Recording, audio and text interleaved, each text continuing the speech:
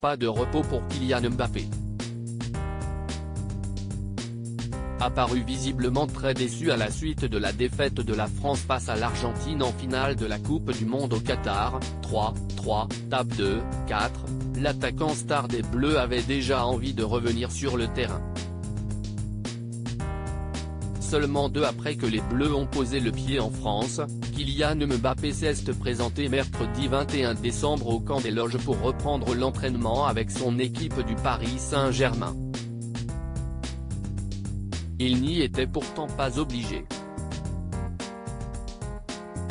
Kylian Mbappé, comme tous les joueurs du PSG qui ont pris part à la Coupe du Monde cette année, avait droit à 10 jours de repos à compter de la date de l'élimination de son équipe.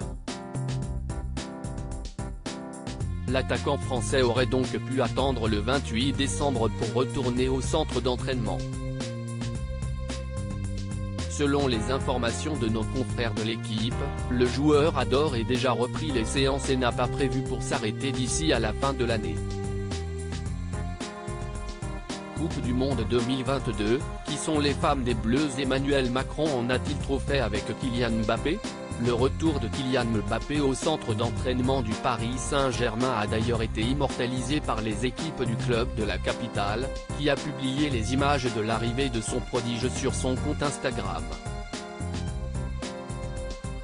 La reprise de l'entraînement devrait permettre à Kylian Mbappé de laisser derrière lui la grosse déception de la défaite en finale, pas compensée par son titre de meilleur buteur de la compétition, 8 tirs dans les filets en 7 matchs, arraché d'un point au désormais champion du monde argentin Lionel Messi. La tristesse et les larmes du joueur avaient fait l'objet d'une attention toute particulière de la part du président de la République Emmanuel Macron, descendu sur la pelouse pour le consoler à la fin de la rencontre.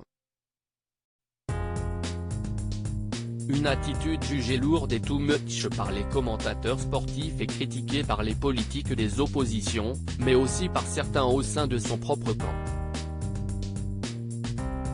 Critique photo, Philippe Perusso.